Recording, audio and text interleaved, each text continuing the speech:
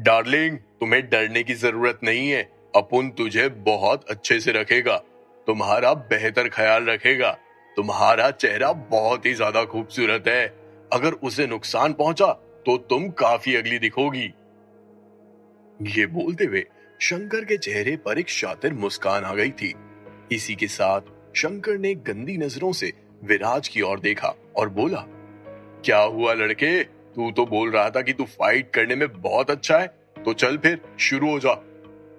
शंकर के मुंह से निकले इन शब्दों को सुनकर विराज एकाएक चौंक गया था।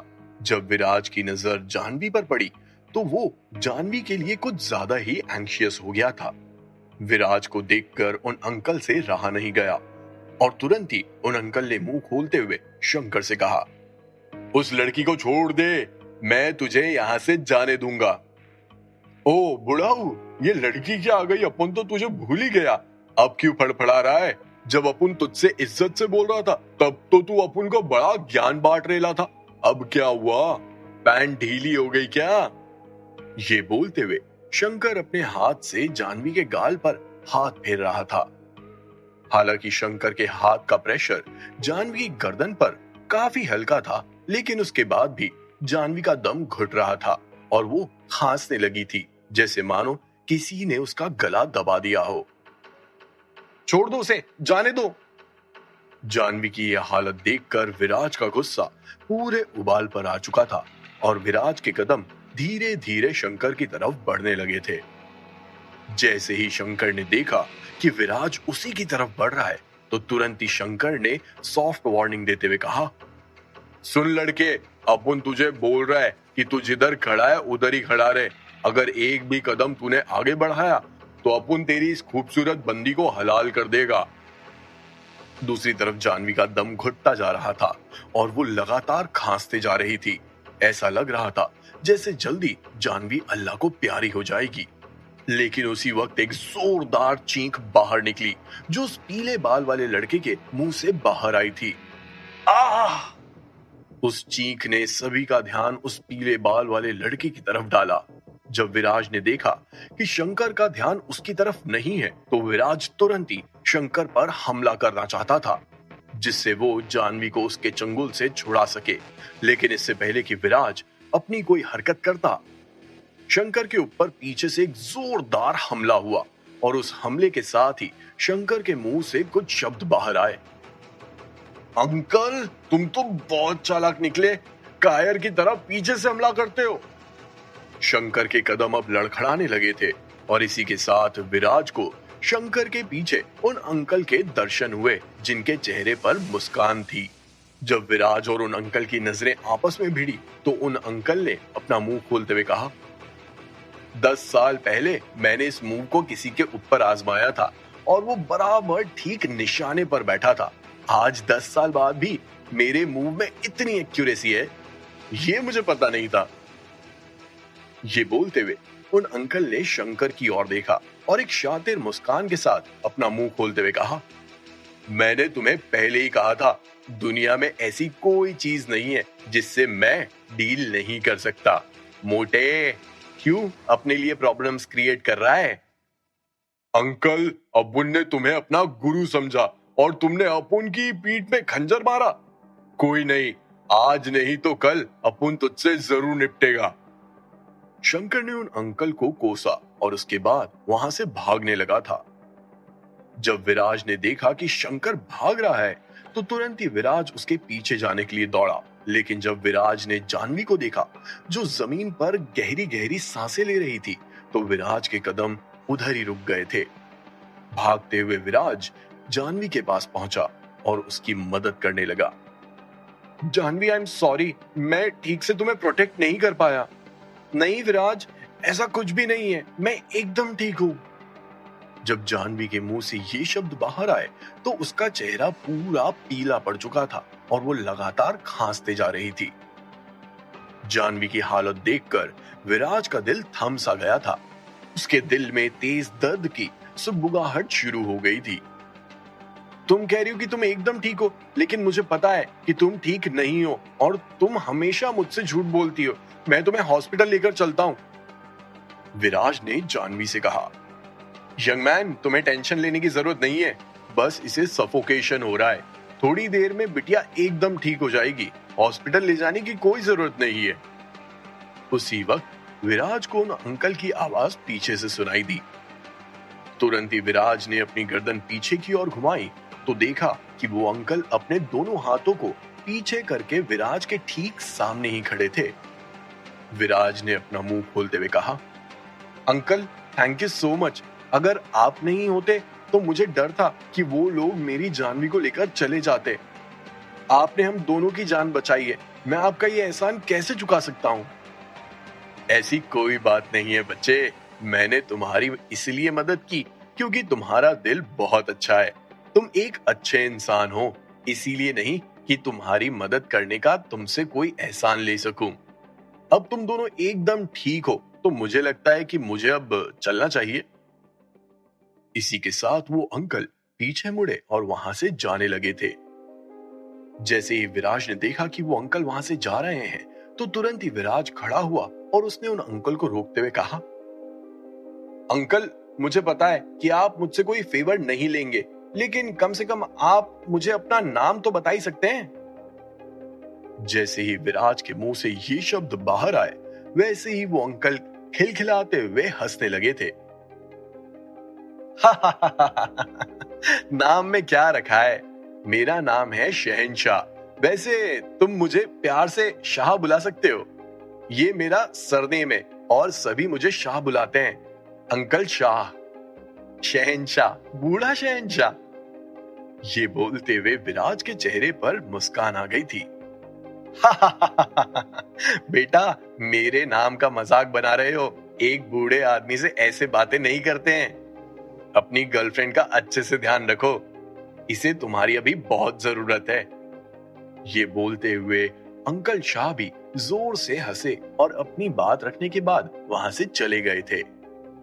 अंकल शाह, जब विराज ने अंकल शाह को जाते हुए देखा तो उसके दिल में उनके लिए मिक्स्ड इमोशंस थे। दरअसल विराज अंकल शाह से और भी बहुत कुछ पूछना चाहता था, लेकिन अंकल शाह ने क्लियरली ये दर्शा दिया था कि वो किसी भी सवाल का जवाब नहीं देंगे। एक बूढ़ा आदमी जिसकी उम्र 60 साल से ज्यादा हो, उसके लिए एक जवान गुंडे से मुकाबला करना और उस मुकाबले में उस गुंडे को हरा देना, इससे ये साबित जरूर होता है कि अंकल शाह कोई ऑर्डिनरी इंसान नहीं है।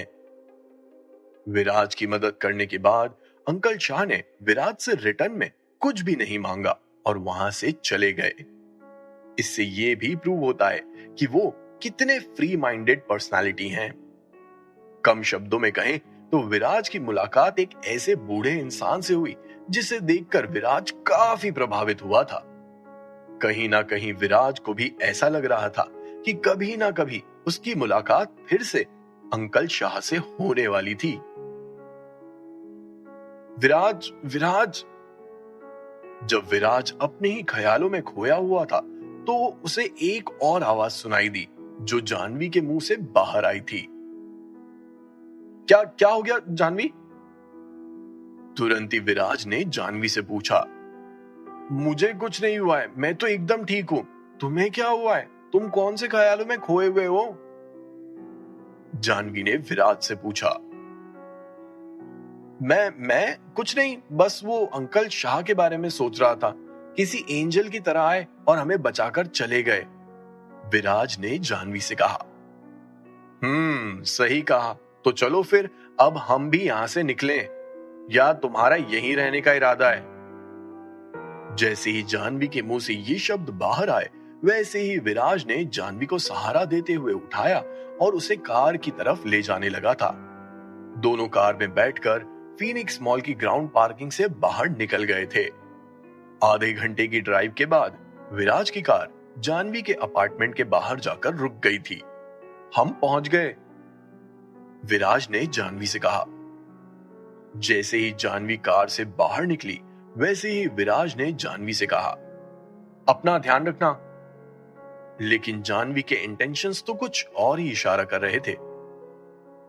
बाहर आओ, अंदर चलो। जैसे ही जानवी के मुंह से ये शब्द बाहर आए वैसे ही विराज के होश उड़ गए थे। विराज काफी ज्यादा सरप्राइज्ड था।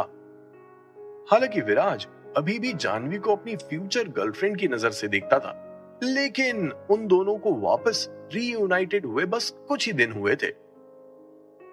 क्या हम इतने समय बाद फिर से एक हुए हैं इसीलिए उसे मेरी याद आ रही है, या फिर आज जो कुछ भी हुआ उसके बाद उसे मेरी जरूरत है? मनी मन विराज ये सब सोचने लगा था। जानवी ने भी कभी भी इस तरह से विराज को अपने अपार्टमेंट में आने के लिए कभी नहीं कहा था। आज जब पहली बार जानवी ने अपने इस अंदाज को बयान किया तो विराज के मन में लाखों सवाल आने शुरू हो गए थे। कुछ समय बाद विराज भी अपनी कार से बाहर निकला और जानवी के साथ उसके अपार्टमेंट की तरफ बढ़ने लगा था। 5 मिनट के अंदर अंदर विराज जानवी के अपार्टमेंट में पहुंच गया था। जानवी का घर खाली था, कोई भी नजर नहीं आ रहा था।